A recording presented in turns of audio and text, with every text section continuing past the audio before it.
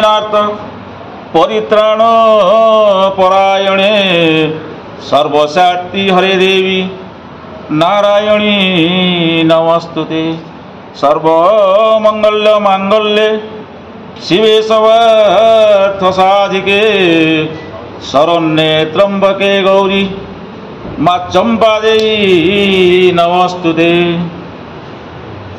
नमस्कार आज्ञा, शुभ सकाल। आपन परिचय? मु गौतम परिड़ा ये माड़ीसाई ग्रामर अधिकारी एवं माड़ीसाई बजरकबाड़ रोड पूजा कमिटर सभापति अच्छी। माँ चंपा देवी समस्त ना शुणु। माँ चंपा देवी ना यहाँ ऐतिहासिक ना पुराण वर्णित निश्चित भाव जे आमर यही ग्रामर आम बासिंदा भाव पाखापाखि 45 वर्ष ऊर्धव आम सेवा रही जहाँ आम आमर मुरई मानकर मुहर शुणीचे ये माँ पीठ माँ मंदिर बहु पुरातन जहाँकि से भी कहीपारती नहीं एतिकी कहती आम पिलादिन ये माँ आगु स्थापना हो जहाँ मुहर आम शुणीचे जे गोटे आमर ओस्त गछ थिला से ओस्त गछ मूले माँ पूजा पाते सेठू जन ग्रामवासी स्वप्नदोष है जे मु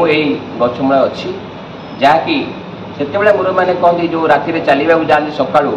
पछरे गोटे झुमझुम पाउनी शब्द होगी आमर यही गड़ा पर्यंत जाए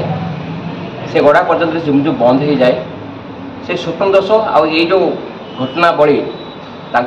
अनुप्रेरित करें माँ का मंदिर करने माँ मंदिर होती जहाँकि नामकरण चंपा दे ये आमे तांको मुखर शुणीचु जो मुर मैंने कहती से समय रे आमर एठी फूल चाष करा जाउथिला विशेषकर चंपा फूल अत्यधिक ये होता है जहाँकि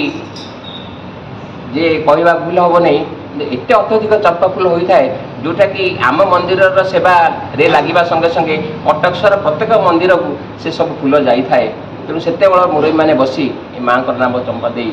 नामकरण करते आम जहाँ मोर शुणुचु।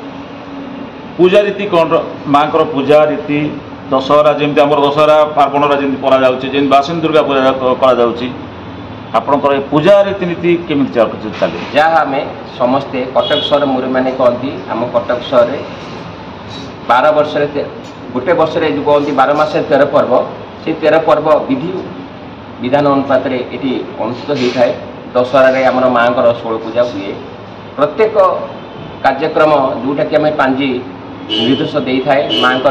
जन्म उत्सव करा प्रतिष्ठा उत्सव करा जिते नीति नियम रही पूजा विधान रही आम बहु आडंबर भितर ग्रामवासी सहयोग आम कर माँ किसी महात्म्य कहे यही साई प्रति करुणा किसी महात्म्य निश्चित भाव में आम अबिका जी लोक बसीचे आम ग्राम संकीर्तन मेम्बर कहले 60 रु ऊर्ध हम जे से जहाँ अनुभूति से आमको कहते बर्तमान मु आपण सामने से अनुभूति आमे दर्शाऊँ आमे जेबठू ये सामिल हो सेवारे माँ कीर्तनिया भाव ग्रामर सेवक भाव आमर निजस्व प्रत्येक कर्म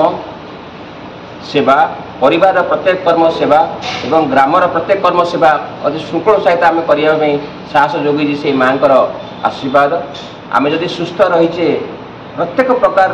सुख अनुभव करुचे ताले माँ करुणा आम अनुभव करुचे जेहेतु आम सेवार अच्छे सेपरी भाव में मो सांगे जो मैंने अच्छा से मोठू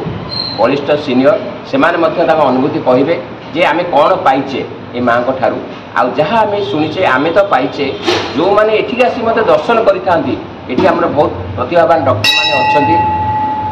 एठी जो मान बंधु आसती आम साई भाई घर को से गोटे गोटे मानसिक कर जाती जे मोर रोग भल हो जाऊ मोर झील पुओ बाहागर हो जाऊ मोर ए प्रकार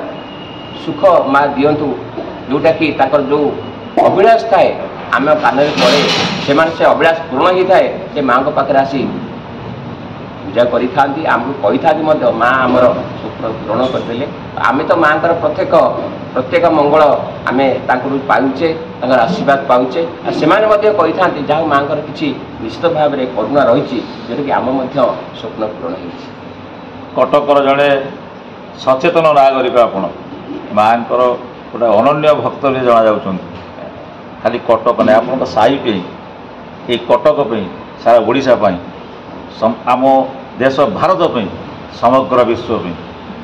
आपण कौन माँ को पाखे गुहारी जन निश्चित भाव में ये जनइबी आपण मध्यम चैनल मध्यम जे भक्ति आम समस्ते बंधा भक्ति